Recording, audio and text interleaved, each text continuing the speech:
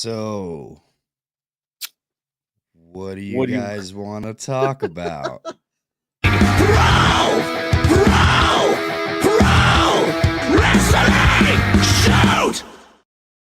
What is going on? Welcome to the Pro Wrestling Shoot. As always, you are listening to Jesse Carter and James Pinard Jr. James, we are just coming off of SummerSlam 2023. It was a long show. It's a really long show. We normally don't go live as soon as a pay-per-view is done, but we have the time this time, so we decided to go live, man. The show had some twists and turns and some questionable decisions. Yeah. And some returns that people were expecting did not happen, so... Yeah, well, come on. We'll get into that. But Hudson, what's going on, man? First guy in here. Where's Kid Rock? He says that main event was lackluster. We will get into that for sure. Mm-hmm. Look, man, I enjoyed SummerSlam. I'm not going to lie. Like, this SummerSlam on paper looked like a great card, and as soon as we got to see the event unfold, I thought it was a pretty fun card to watch, man. Not so bad for Detroit Rock City, if I do say so myself. Yeah, with their inflated 59,000 fans. Yeah. But, you know, it wasn't like their shows have been consistent, you know? Yeah. Like, most of the card is there. You know, you don't really have up and down. Maybe the only match that I know you were interested in, I didn't care for the MMA fight, which a lot of people, obviously, it's shown that a lot of people just left. I just have theories on how they could have made that match work, but we'll get into that for sure. But still, the show overall, I mean, hey, they executed. They gave you money's worth. You know, you're paying $10 or $11 or $11.99. Should I be exact? Pretty good pay-per-view. Nothing really negative. You know, we'll probably be in the same boat with a couple things. I'd say it was the best SummerSlam that I've seen in a couple of years. I was expecting maybe something different for the main event. I thought maybe they'll top off what they did last year with Lesnar doing the tractor lift in the ring. Yeah. You know, but just some things were expected and some are like, so. I got it, man. Gabe, what's going on? He said, what's up, guys? On my way to work, just popping on for a bit. I appreciate you stopping in, man. Let me know your SummerSlam thoughts if you watch the show, Gabe, so we can get them on here before you go. Yeah, man. Hudson also says that I thought it was a mid but good pay-per-view. So there you go, man. There you go. We'll just kick it off, man. We'll just dive right into this. The first match on the card was Ricochet versus Logan Paul. I actually thought this match was really good. Ricochet is always impressive in my mind, and Logan Paul keeps impressing me. What do you think, James? Yeah, I'm not, like I said, I know many people just like yourself. I'm not a fan of Logan Paul's, but he's proven the work. You know, he's kind of like a spectacle, and he's proven us wrong. He's dedicated to the work. He has made it in Dallas on time. Yeah, I just saw that. So hope his brother loses. Bum. Nate don't Diaz like either one of sure. them. Anyways, though, it was a spectacular match. You know, we both agreed upon that Logan was going to win. He needed somebody that was beatable for him, you know, and this was the one. But he did a great job. Both of them spectacular. You know, I think this is probably one of his most impressive matches. Seth, I thought, let's see how he can top this off, and I think the chemistry was there. They kept the story relevant since the Royal Rumble stuff. Honestly, it was a good start for the show. They got the crowd going. It was the best, you know, right decision. Of course, I know he wanted to make it for his brother, which understandable, but I thought it was the right decision. A lot of people were questioning too because Brock Lesnar and Cody Rhodes came up second, and the reason why they came up second is because Brock, if he's not in the main event, he's going on first, man, to get out of there too. So that's just private how Brock jet is. all the way to Saskatchewan. He's done it numerous times. He doesn't care. Dude is all business, man. He's all business. Yeah. But I respect it. I respect it. For sure. Going home to get on top of his wife. Can't mention my wife on TV anymore. You guys are in trouble.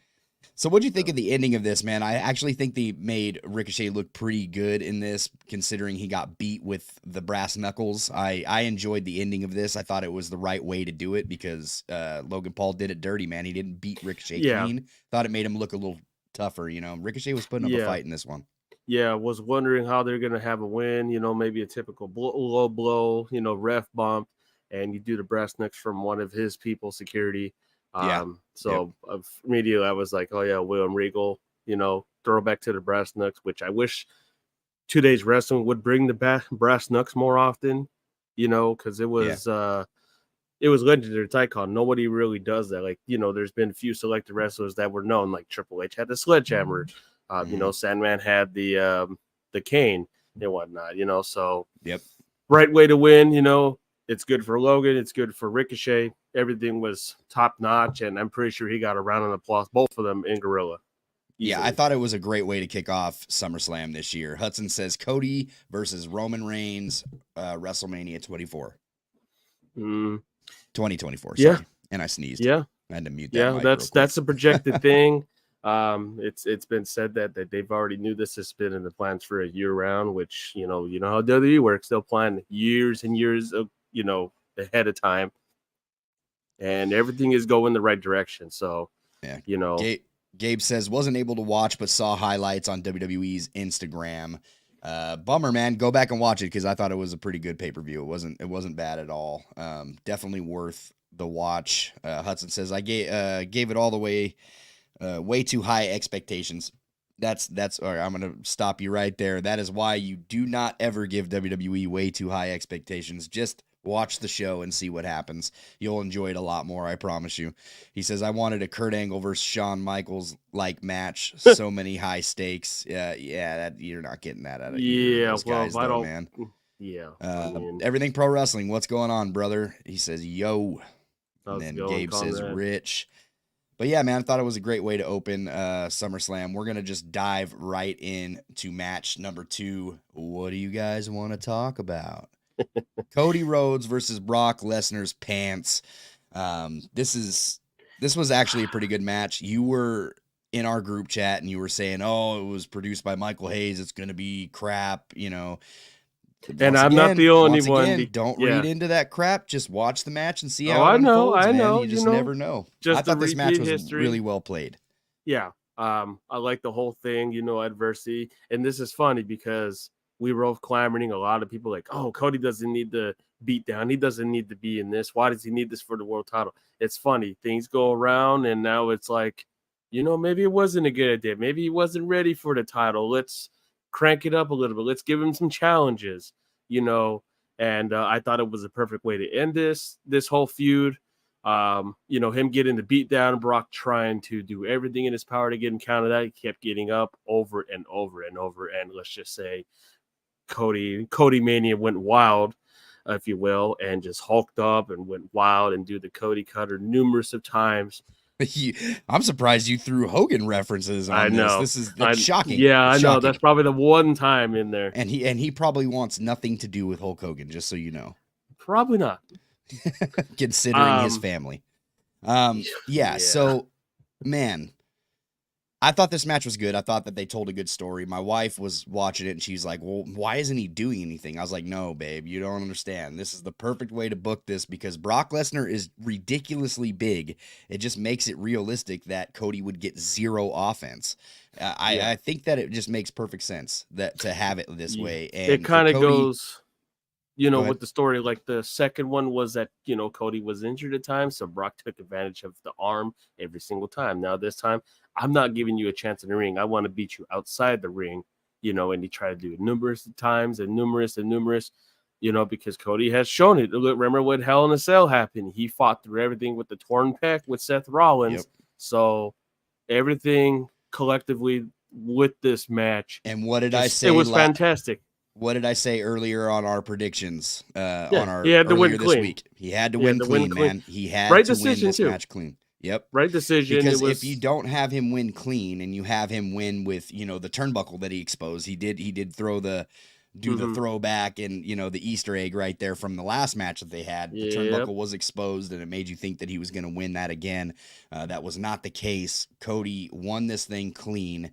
And he had to, we because do if he's got not, the steel steps. Wait a minute, we got steel steps. Yeah, and they pulled a little hashtag AEW rules in this for sure. No disqualifications, but we got some countouts going on. I don't know what was going on there, but other than that, the match was good. It was booked correctly. I feel like Cody Rhodes did show the adversity that he needed to, because if he didn't beat him clean and he didn't pin him 1, 2, 3 in the middle of the ring, then it wouldn't make sense to put him up against Roman, because Roman has beaten Brock clean. So why would we make Cody lose best out of 3 to Brock Lesnar, you know what I mean, and go on to face Roman Reigns? It just wouldn't make sense at all. So the best part of this match was the end, man. Brock Lesnar put Cody over so heavy, which is unrare too, because Brock normally doesn't do this, but he does it for a few county people in the past. Has he done? I think he's done it for Taker, maybe. Yeah, Taker. Yeah, Taker is understandable. You know, they've had so many matches dating back to like 2002 and whatnot. And and Kurt Angle. I mean, look, Taker, but put he won over that Bray match Wyatt. against Kurt Angle. Yeah.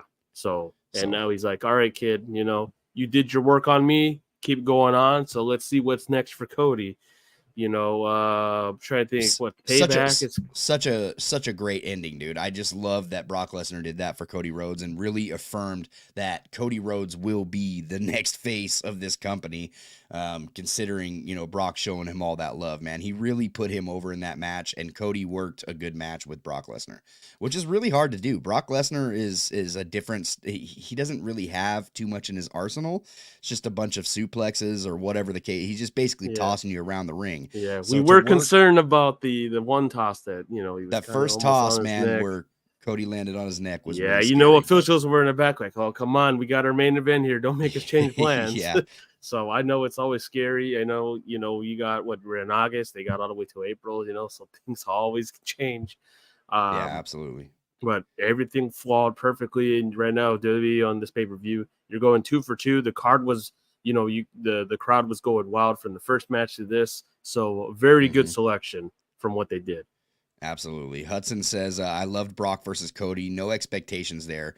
I really think Cody versus Roman will happen because of it.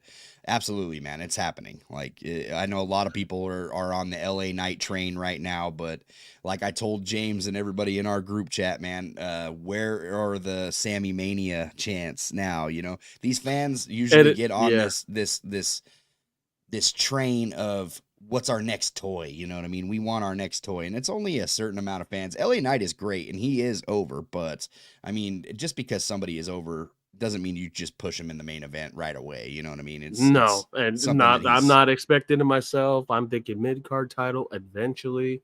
I'm sure, you know, we'll get into that match coming up here, but you know, it's always, so let's see how it can transfer for Cody once he wins the title. Our fans gonna be like, all right, that's it. We have this new toy.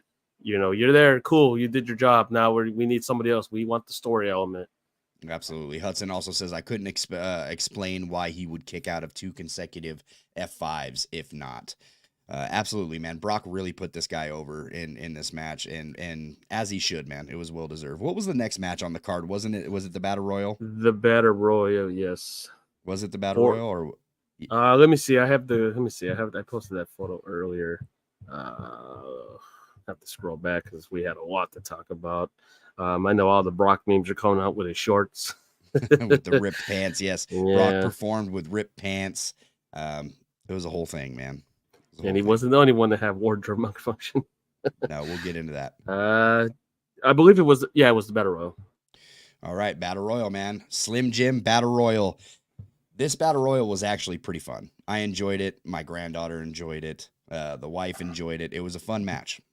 I thought it was really good. As soon as they announced Omos, I started having really bad Vietnam flashbacks. So I was hoping that this was not going to happen, but thankfully it didn't. You always got to throw in the tall guy in there, somebody huge, you know, and the whole roster gets involved and toss them out. It's always been a climatic thing for battle royals for numerous of years. They do it for Rumbles, battle royals, so you got to throw him in there, and that's the next big giant you have. Chad Gable in this thing really impressed me, man. Chad Gable is so damn good, so good at what he does, man. He is so athletic and so strong. He deadlift Bronson Reed off of the mat. I thought he was going to do that suplex again, which he probably could have because he had him completely up in the air. Mm-hmm. It was great, man. It was a great showing, but I feel like the right guy went over. Yeah. LA Knight takes the victory, and he is now the face of Slim Jim. Immediately following the battle royal, we get the official There's Slim your push. Huh? Yeah, there's your push. There's your push. Now he's going to come out with red and yellow and sporting the Macho Man gear and whatnot. So that was actually really cool. I enjoyed watching the Slim Jim promo directly after the match. Bianca Belair was in there for some reason. I don't understand why she wasn't a part of this battle royal. I thought it should have been just LA Knight. But what I did like was in the background we did see Macho Man, and he did pop up and said snap into a Slim Jim. And a lot of people the throwback with Macho Man in that. It's still going strong. It's a good deal for WWE. It's been going on for many years, especially with WCW when he had it. I still buy Slim Jims to this day, the Macho Man version. You know, it's a good deal for WWE. You gotta go on that, and you know, you got a guy that does in his catchphrase. I mean, that's what Macho Man was doing back in the day. You know, he was also doing the cream always rises to the top. Yeah. Cream will rise to the top. Oh yeah. I miss the Macho Man. Shout out to the Macho Man. Yeah, I really enjoyed seeing that throwback, man. It was really good. The following match that we got. Well, what is your take on that, man? What did you think of the Battle Royal? Did you actually like the Battle Royal, or? You know what? So the Battle Royal, usually Battle Royals are kind of like, how to describe it? Sometimes like over, like they do a little over too much, and this one was very solid, nothing extreme. You know, you had the right two people for the last two go on. You had Sheamus, you had LA Knight, which just competed on SmackDown. They booked the right person to win this. A lot of people were doubting this, thinking that LA Knight wasn't going to win. A couple people got a couple spots, like you mentioned, Chad Gable, fantastic wrestler. We know what he can do. Yeah, lifting up Bronson Reed is impressive. We see him do it at a WrestleMania with picking up Braun Strowman. 100%. So nothing too crazy with this. I wasn't expecting too much, and they delivered. So I thought they delivered. It was a really good, really quick battle royal. It wasn't taking up too much time. It did exactly what it came to accomplish to do. It gave you the oohs and ahs for the ending. It gave you it got you, invested to watch it. Like, is he going to win or is Sheamus going to win? It wasn't 100% sure. But everything delivered, and right now 3 for 3 on the card. You go from Cody Rhodes to LA Knight. That's back-to-back bangers there. So far, the card is doing so well. 3 good opening matches, I felt like. Really good opening matches. So Hudson says, it buried Undertaker's streak, what hurts. So, yeah, the F5, I think, is what he was talking about. Yeah, there's a lot of him. He said, I thought he wouldn't win. I'm hoping for that Chad versus Knight feud now, but I don't know if he will be if he will be sponsoring it, so he can show up regularly. I mean, Chad Gable's doing sponsors for Mike's Hard Lemonade, so yeah. I don't know what's going on. Let's see what they do with LA Knight. I mean, I would. He's think a Mike. He's a Mike. Yeah, he's a Mark. Anyways, but let's see what they do with LA Knight. Even we still got a long ways away. So, but I think a mid-card title might be in his looks. He's gonna be more advanced on, or more broad on WWE television. I know he's on SmackDown. Maybe he'll move to Raw in the future. Who knows? Let's see what they go with this. But now fans can hold on and say, all right, hey, they listened. They did this for once. Let's see where they go with this now. The next match was Ronda Rousey, Shayna Baszler. Oh yeah, my beer run. Ronda Rousey, Shayna Baszler, MMA rules.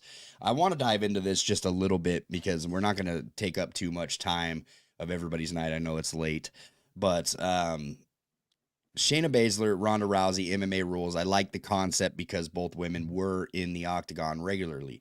So I thought that they could have pulled this off. The one thing that I got to say for WWE, if you are ever going to do this again for MMA rules, just make it simple and throw in no striking.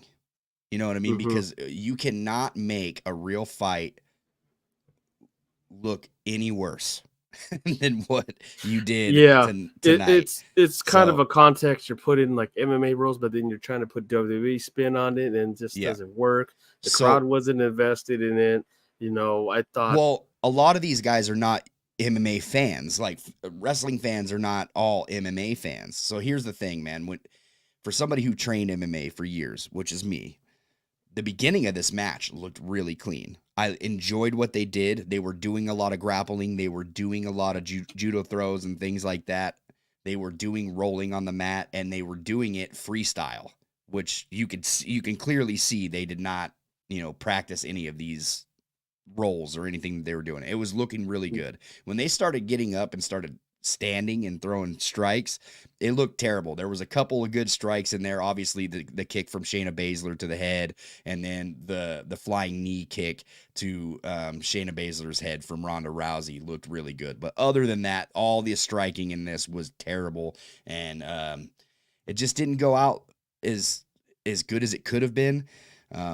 From two women being in MMA before, I think that they should have thought of this. They should have known that, look, we're not going to be able to make strikes look as good in a simulated fight. So, I mean, it's all good. The idea was there, but just I get them trying to make it as real as possible, but it just wasn't there for me. The fact that Ronda Rousey didn't tap out either, I didn't like that. I didn't like how she passed out. So now she's going to leave WWE without tapping out. And I just think that was kind of a cop out. She should have given Shayna Baszler that, I feel like. Yeah, and they're just trying to boost up Shayna, which, not many people are big for her. Maybe she's next in line. Maybe she can challenge Io Sky later on. Maybe she can challenge for the other title. Hudson says my no expectations became little. I can't say much. I hope Rousey retires. That's what it looks like. That's probably end of her wrong. I think she's done. I haven't heard no mentions of UFC in the talks. I'm pretty sure she just wants to be with the family and her husband. 100%. I mean, I don't know if they could have just done so. I mean, I'm pretty sure it was their idea to do MMA. I mean, they've known each other for so long. Maybe you could have just done a submission match and fans would have maybe got into it more, but fans just left during that time, which I'm pretty sure they expected. Like, you can't go from LA Knight to them. So this is probably their, probably one and last time they'll do MMA rules. Not 100%. Yeah. I never did this with Shamrock back in the day. They should have just did it in the the cage. What is that? What was that match? Like, not the Lion Fight Pit. Lion's Den or Fight. The Lion's Den or Fight Pit. They should have just done that if they were going to make it look the way they did. But it's all good, man. Matthew Lopez says, "Hey, good evening. What's going on, Matthew? How's it going, Lopez, Matthew? Man? Leave your thoughts for SummerSlam. We're about to talk about the next match. Definitely, Shayna Baszler versus Ronda Rousey was by far the worst match of the night. Yeah, that's weird context. I get it. You throw them in. There's another women's match you could have tossed in, but not gonna bring that up. It is what it Why is. Not? So Rhea Ripley should have been on this card. She should have been in the card, and I don't know why she's not on the card. She should have been a part of SummerSlam, 100%. That Becky, Trish, I don't know how you don't put them in the card. I don't know what happened. Fun fact: my granddaughter calls Trish Stratus Trish Trash. that's I've heard that from fans before in the past too. She is 8 years old. Did sorry to throw this off. I know did Kid Rock perform? Because I did not watch the kickoff.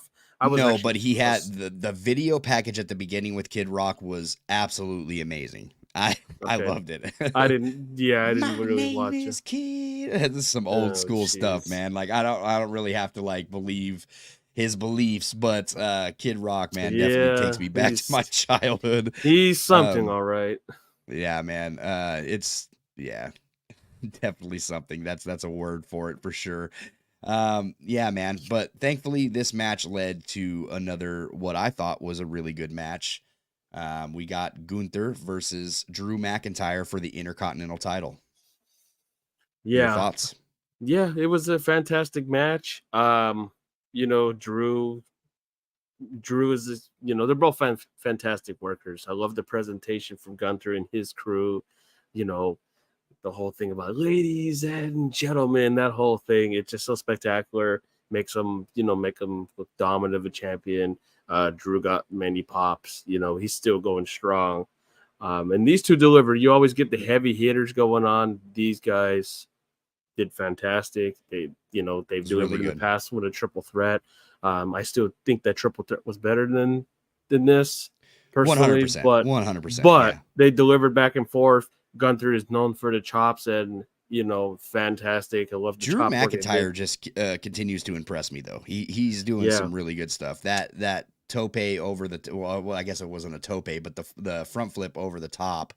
And landing on his feet. It was so clean. You don't see that often from him too. So I feel like, look, our friend Frodo over in our other group chat said, if you're going to do some diving stuff or you're going to do some top rope stuff, at least make sure you didn't botch it. And Drew McIntyre made this thing count, man. He really knocked this one out of the park. I thought this match was hard hitting. I thought it was good. I thought it told a good story in the ring. It was really good, man. They have the history it was great there. coming off of that Shayna Baszler and Ronda Rousey match. Yeah, what a big ups for it. I had no doubt Gunther was going to win. I know many fans were clamoring, Drew needs to win. Come on. Let Gunther pass the honky up there. Let him. He's 32 days away. I don't know who else he can fight. I mean, Chad Gable would be an option. You got a pay-per-view in September. I try to look at the day if there's any major pay-per-view. Maybe the India pay-per-view. If that's a pay-per-view or whatever that is, but he's gonna pass the PLE. number. Yeah, it's gonna be a PLE. It's on a Friday, which is weird. So let's see Saturday what's next for Gunther. Let's see what happens next. But he's gonna pass the honky. I wish he would do the honky meter like Santino did. Yeah. We'll see, man. So, that would be hilarious. The honky, that is totally out of Gunther's range right there. You will not see Gunther doing any. The ring general Santino was something else, man. That guy was pure comedy. Let's get on to the World Championship match, man. Finn Balor takes on Seth Rollins for the World Heavyweight title. Finn Balor's attire tonight, dope. Seth Rollins doing the throwback to the original match at SummerSlam where Finn Balor got injured, dope. Finn writing 7 on his shoulder, which was the amount of months he was out after that injury. Dope. Definitely told a story. I like what happened in this match. It kind of had its ups and downs. I was thrown off when the Judgment Day was coming out, and Finn started kind of arguing with Damian Priest over the cash in Money in the Bank. He was, like, what are you doing? Why do you have this briefcase here? Kind of confused and kind of planting the seeds for this title a little bit. I really enjoyed this. I enjoyed the finish to the match. We get that. We finally see Damian Priest look over at Finn Balor, and he said, you know what, I'm going to do it myself. Slides in the Money in the Bank briefcase. Goes to try to distract the ref. Finn Balor crawls as slowly as he possibly could to that briefcase. Seth Rollins seen all of that coming and gives him the curb stomp for the finish, the 1, 2, 3. Seth Rollins retains, holds the title up high, and looks right at Damian Priest. Perfect context. I love how we use it. Like, you're not fooling me. I know you have that briefcase. A fantastic ending. I loved it. It was telling the story. It was looking at Damian Priest. Now I think we know who he's keeping his eye out for, which is Priest and that cash in, right? Like, that's going to be one of the feuds coming up. I do think I enjoyed the Finn Balor and Damian Priest stare off at the end too. That was really good. Yeah, just doing little crumbles. They've had their little beefs here and there. Just little by little, the foundation cracking up. It kind of like the bloodline in a sense. They've been around. The Judgment Day's been around for almost over a year now, I believe. Yeah, the little context in there, he didn't want to use it at first. Then he just like, I'm just going to do it my way. Either you do it or you don't, distracting the ref. And then crawling over thinking the ref ain't going to see him. And it's always like a storytell thing. Like the faces are always dumb. And I thought maybe Finn could have climbed up, grabbed it, but in the context of the curb stomp made complete sense, and set defying all odds and taking them all out. And let's see what's next. So maybe is it a chance that we see Damian Priest, maybe Finn costs him the title? Who knows? Or Let's the see. cash in, Let's yeah. see. Yeah, could be, man. Hudson says, whatever type of match Riddle versus Rollins happened, it would work. I think he's talking about the Rousey. That was the Fight pit. Yep. Yeah. And then he also says a great match. Gunther and Drew was just a clean match to make his reign better. I think it would take a little more to beat Drew, but he gave Gunther a huge push for that. Absolutely. And then Everything Pro Wrestling says it was 7 years ago to the match I Feel Old 2016. Wow. Shaking my head. Yeah, 7 years. Okay, maybe that's what it was. I thought it was 7 months that he was out. So maybe Conrad is correct. Yeah, it was the years. It was 7 years to the match. We're That's in the crazy that match happened 7 years ago. Yeah. Wow. And that was the Demon too. I'm surprised he didn't do the mockery too. Like, oh yeah, I beat you and you were the Demon. Wow, that's crazy. 7 years ago. It doesn't even feel like it's been 7 years. And the little throwback to doing the move on the outside, I think it was to Seth. Like, you injured me, I'm going to injure you back. Just a little details, or your favorite word of the day in wrestling today is long storytelling. Yeah, thank you, Conrad, for correcting me on that. By the way, Hudson says I wanted more. 7 years, just a clean 1v1. Yeah, I love this match. I'll get into it, but I think that this is probably up there with match of the night. Matthew Lopez says this was a better match than Money in the Bank. So now, will this lead to Finn being kicked out of the Judgment Day?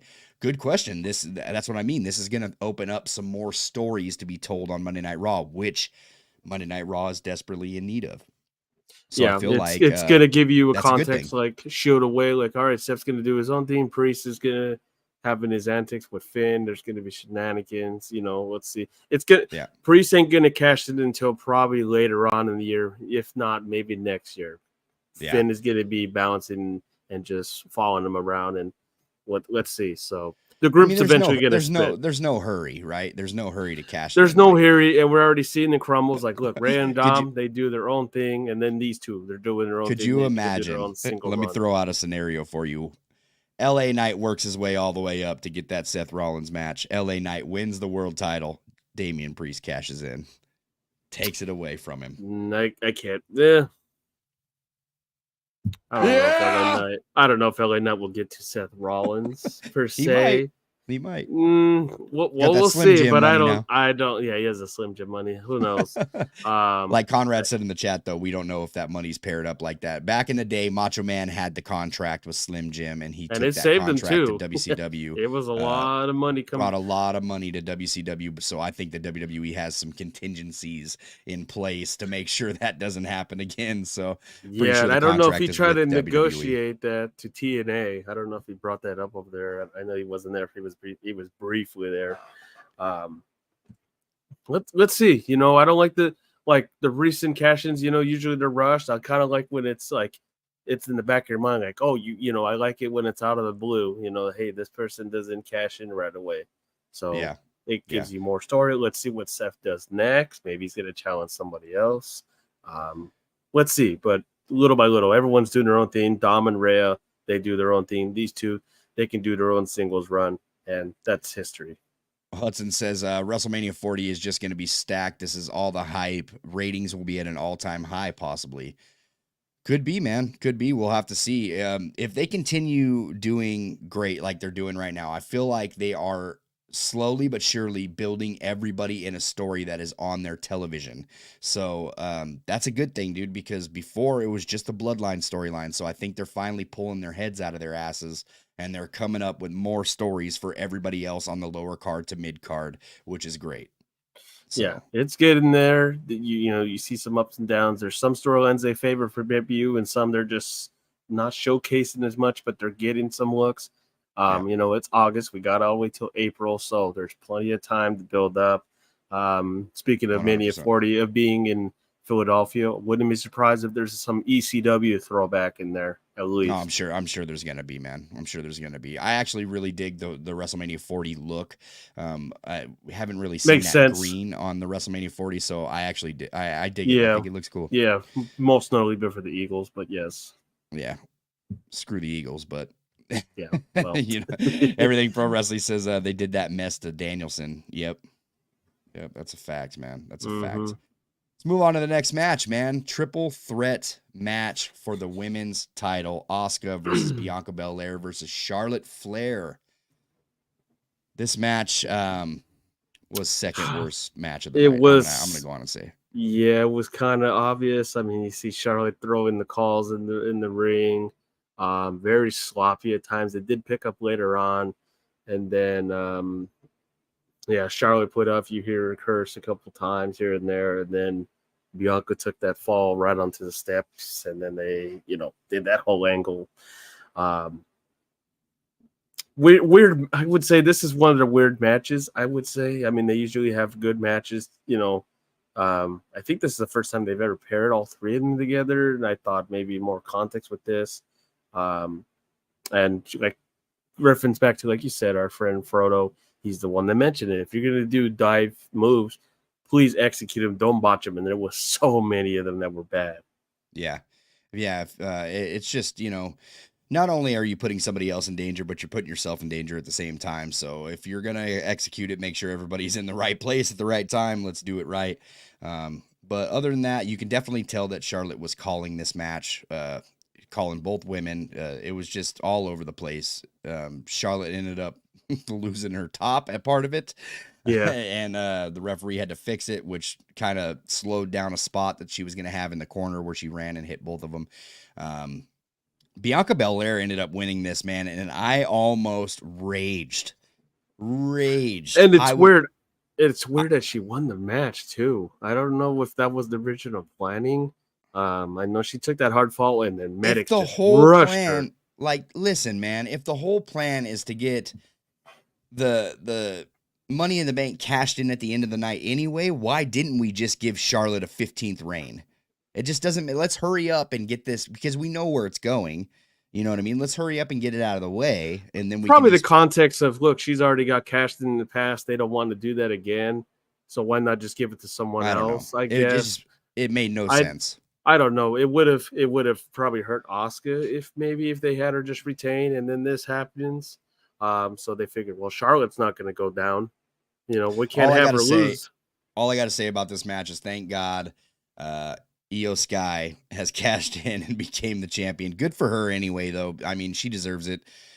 I've always liked Io Sky. Yeah. I don't like the group that she's in, but it is what it is. Yeah, so Io Sky definitely deserves it. Yeah, eventually Bayley's going to turn on her. Asuka's going to have a feud with her. They've done it in the past. They just signed Kairi Sane to a multi-deal. I was expecting her maybe to show up. I thought maybe there was going to be some shenanigans during the cash-in. I know they had the whole thing with Shotzi trying to shave Bayley's hair and whatnot, so I thought maybe some shenanigans. And but they did it smoothly, so we still have that element of, all right, women's Money in the Cash-in has not lost it.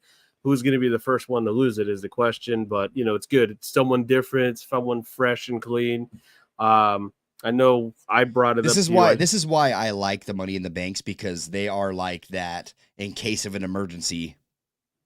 Yeah, hit the Money in the Bank. No, don't get me wrong. I don't like them cashing in. Like, I don't like them putting a Money in the Bank on people that are not going to cash in and win. I don't like that whole concept. It's like winning the Royal Rumble and losing at WrestleMania to me. I don't think that we should shy away from it. And I think that everybody that is cashing in should not cash in clean. We should definitely cash in and do the dirtiest tactics we can to win the match.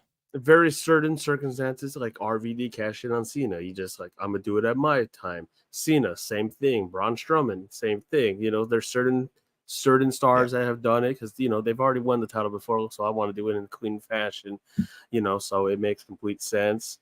And it was a different trend. She didn't cash in at Money in the Bank because that's been a very good context. Numbers of times it's been cashed in at Money in the Bank. I don't know how many times for the women, but it gets us someone fresh and clean.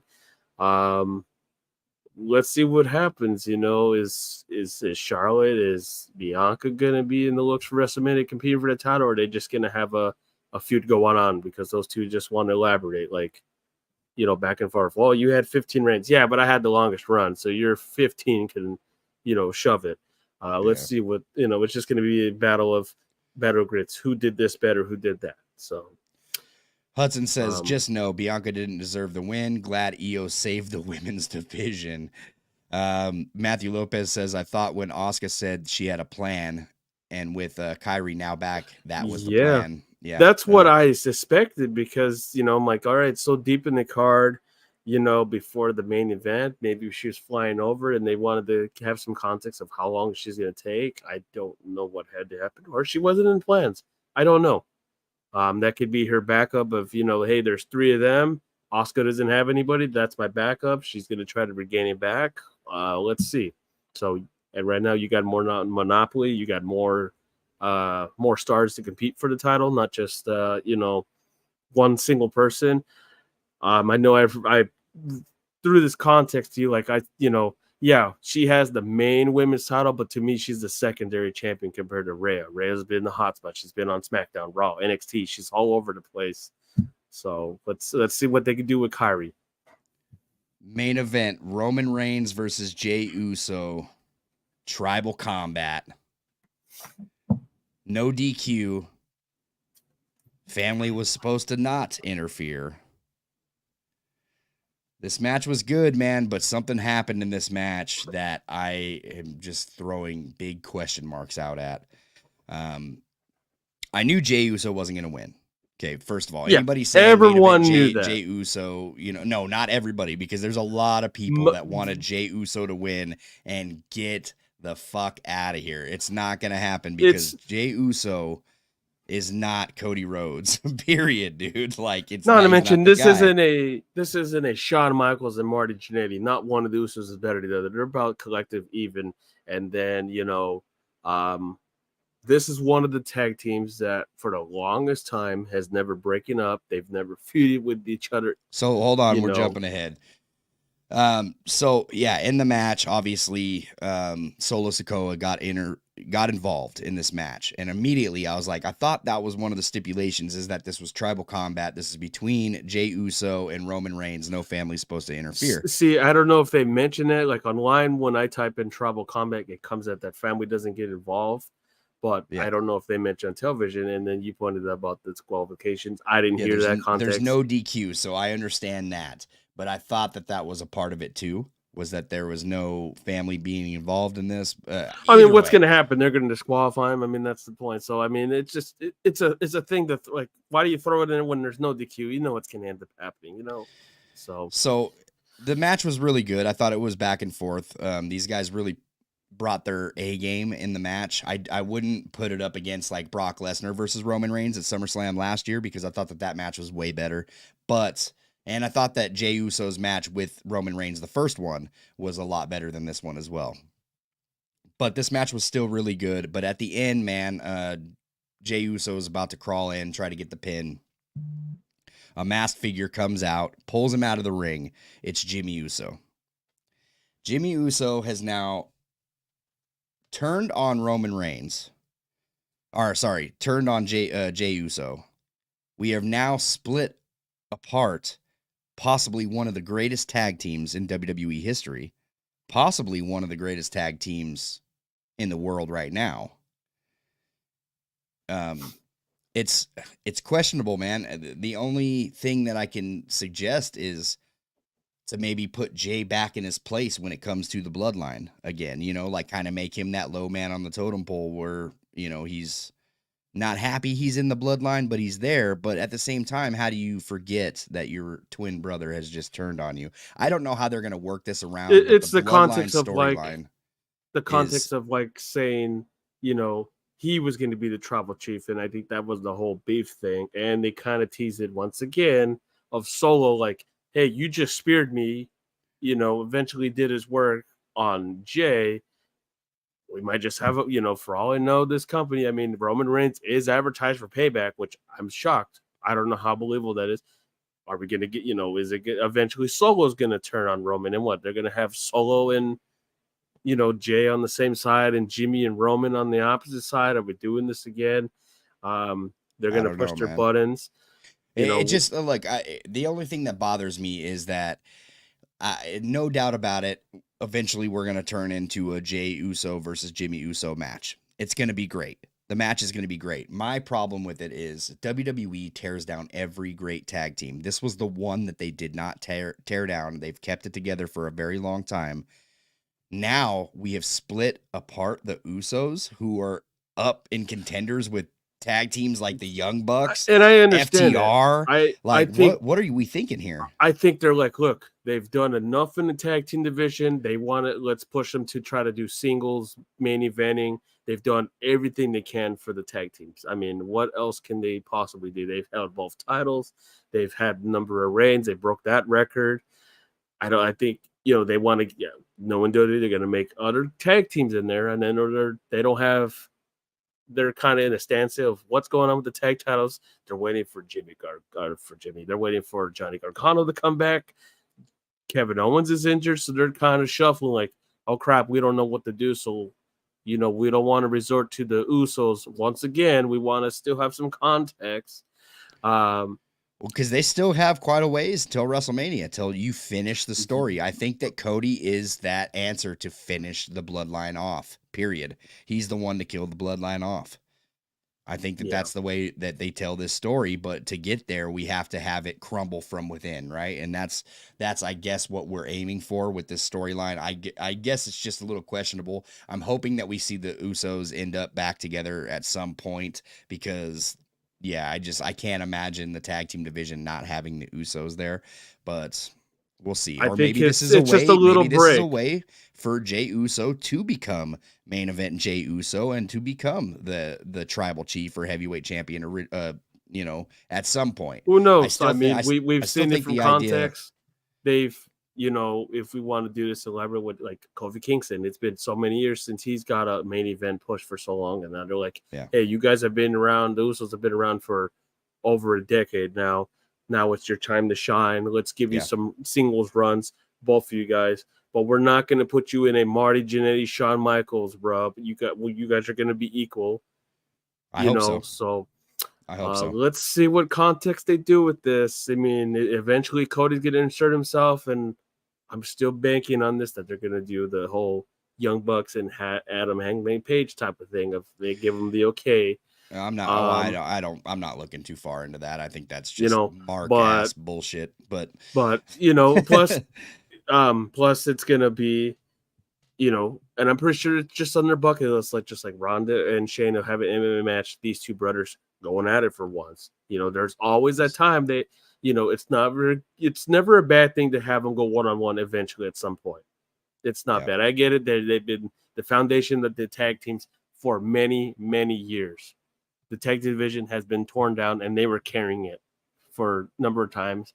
Now it's WWE wants to make a challenge of let's do it without them for once. Let's see if we can do something with them. They're already popular as is. They can do single runs, and they probably want to prove their worth too. Hey, we've been doing tag team. Let's try to do a singles run. This is different for them. It's, let's see. So I know a lot of people are upset about the whole thing about him turning heel and what the hell we're doing with this. Give us some time. It gave us time and context of, Cody didn't win it, so let's crap on the whole company. Now let's hold on there. It kind of changed months around now. Now everyone's on the bloodline, So let's see. Matthew Lopez says it was good, but what the F was that ending? Hudson says Roman versus Jay, great build-up, perfection. Match, no. Crowd was dead. Commentators were dead. Who's on whose side? So the commentators actually did do a CM Punk throwback tonight. I don't know if anybody caught it, but they did quote the CM Punk line, your arms are too short to box with God. So I don't know if that was on purpose or what, but it definitely when I heard Punk that quote. When I heard that, I don't know if it's a context to CM Punk or is it context to The Rock, because that's who he mentioned it to was The Rock. So everyone was thinking maybe The Rock. But CM Punk said that to The Rock. Yeah. So. But it was a context, do you think about it from both ways? Punk and The Rock, I don't know. Plus, they make Roman feel like he's the god as well. So it kind of works in a sense. Chris Williams said they literally said that would be their dream match to face each other at Mania. I get it, man. But I just at a time where you're possibly one of the best tag teams in the world, it's a really hard pill to swallow to see one of the best tag teams in the world no longer be a tag team. And now we don't really have any tag teams in WWE. Who do you got? Chad Gable and Otis. Look, and eventually what's going to happen? Day. You're going to have Sammy and Kevin break up. One of them's going to do it, right? And those are just wrestlers pinned together too. So they're not technically a tag team. They're just two guys that won the title. That's what WWE's famous for. The tag team division is just I would ask what other context would you have had to end it? Like if Jimmy was in the standstill and, either Solo takes him out and Roman gets a win. I'm not gonna look. We've never seen a heel Uso. We've never seen one of the Usos go heel. It's a different context, I personally I don't mind it. I get it. I think that you're missing the point. You're missing the point. Of course, we haven't seen it, and yes, that is a positive. But you just broke up one of the biggest fucking tag teams. I think they want to challenge themselves. I think they want to challenge themselves. I know the tag division, it's going to be dirt. It's going to be trash. But how many times do you got to rely on the Usos? How many times do you have to rely on them? These guys, I get it. We've never seen them go for a world title. I mean, that was probably a thing a lot of people were in context of. Roman Reigns was challenged a little. Like we had guys like Cesaro challenging for the world title. You would have never seen that with anybody else. He would never had a chance with it whatsoever. So it's a little different, I don't want him to come back and hey, we need Usos as the last resort. So I want this company to make some tag teams because they can do it if they really put their work. They're not going to make tag teams. Let's be real. Let's just call a spade a spade. WWE doesn't give a shit about tag team wrestling. Never has, never will. No, it's died years ago. Here's the thing. I know why they did it. They did it because they're writing this bloodline story, and they need it to continue. This is the next chapter in the bloodline story. We're just going to have to see how it plays out. All I'm saying is it's a hard pill to swallow for one of the greatest tag teams being spoken about today to be now split up. Now they are no longer in the picture with the Young Bucks. They're no longer in the picture with the Lucha Bros. They're no longer in the picture with FTR. They're no longer in the picture with Aussie Open. They're no longer in the picture with all these great tag teams that are outside of WWE. WWE only had one tag team being talked about as one of the greatest teams of all time, and that was the Usos, and now we don't have that anymore. Let's move on. Matthew Lopez says they finally jumped the shark with the Bloodline storyline, having Jimmy turn on Jay for what? Well, we just explained it. But Hudson says the man lost from a spear through the tables. Why? Why was that to the end? Chris Williams says the Usos wanted to do this. I get it. I was going to say United States Postal Service. Yeah, the USPS wanted to do. The post office is in this. Matthew Lopez says Gargano did return at a live event last weekend. That's good, man. We also see Ciampa tonight too, so that was good. Hudson says the tag team division just died out. This is why we got to appreciate the Alpha Academy is holding up the WWE tag team division right now and the mixed tag team division. And Michael from the Pro Wrestling Shoot, who hasn't been on the Pro Wrestling Shoot for a long time, is in the comments saying WWE doesn't care about tag teams. That's a fact, man. Well, overall, I thought SummerSlam was a great SummerSlam this year. There was only a couple dingers that were misled. There will be no stream this live stream this Tuesday. That's why we did this one tonight. This podcast will be released on Apple Podcasts, Google Podcasts, and Spotify this coming Tuesday. So that will continue to be a part of our regular scheduled program on the audio. Just a little context here. I know they did the SummerSlam press conference. Paul Heyman quoted and said he told Bill Pritchard at WrestleZone.com that they're in the bottom of the third inning of the story and they haven't hit their stride yet. So what they're telling you, they got a long way to go. It's not over yet. Yeah, I know. I already know. I already know why they're doing it. I get it. I'm just saying that's a really it's hard for everyone statement to swallow. and it's a really it's risky. It's risky is what it is. But other than that, man, I thought the SummerSlam was pretty good. I'm gonna give it a thumbs up. What'd you think, James? Yeah, I thought it was thumbs up, no dissatisfaction, nothing like major, like throwing your hands up in the air. people can be upset about the ending, but it wasn't like a big, giant, like enormous sore on the whole pay-per-view. I thought everybody in the chat fine. put your scores in. You guys give it 2 thumbs up, thumbs in the middle, thumbs down. What'd you think of SummerSlam? Let us know in the comments. Continue, James. Sorry about that. I'm just reading other comments. Triple H claims that Lesnar and Cody's post-match was unplanned. So that was not planned in the works. That was just Lesnar doing it. Being Lesnar, yep. Because I've said it before right here on the podcast that Brock Lesnar thinks very highly of Cody Rhodes, and that just pretty much solidified it that he's the next dude, man. Let's see. I'm just reading more context. Triple H says that anytime women have main evented, it's because they deserved it and the match called for it, not for press. He claims no matches were cut because they hadn't been announced. He thinks a longer show would have been bad. A what? Triple H says if they had a longer match, to the context of matches being cut or not added, he says the pay-per-view would have been bad timing. Just see if there's anything else. Highest grossing SummerSlam. Yeah, of course. They got to throw them Tony Khan stats out. LA Knight claims he time traveled to film the Slim Jim commercial after winning the match. That's what's up. Chris gives it 12 thumbs up. Matthew Lopez gives it 2 thumbs up. Hudson says everything but the women's triple threat and main event were a bunch of thumbs up. Others a bunch of thumbs down. So Cody wishes he knew what his dad would have thought of tonight's match. A moment he tries to think less about what Dusty would have done and more about the people he still has. Of course, he clobbered it again. Says he wants to get back right where he was and finish the story. All right, man, and that pretty much does it for us, man. I think that SummerSlam was a success this year. Great show, great stadium. Pretty good, man. I enjoyed it. Thank you guys for joining us in the chat. Everybody follow us on social media, all social media, Facebook, Instagram, TikTok, and Twitter and Twitch at The Pro Wrestling Shoot. If you're not subscribed to this channel, make sure you do so, man. Support us. And check out the video that I just released on AEW Fight Forever. It was creating a pay-per-view. Go and check that out. We got some shorts dropping next week. No other short form content will drop. But this week we are dropping a couple of shorts. So make sure to follow those and support the channel by liking and commenting on those videos. If you're listening on Apple Podcasts, Google Podcasts, Spotify, make sure you give us a good 5-star rate and a friendly review, man. It helps us in that algorithm.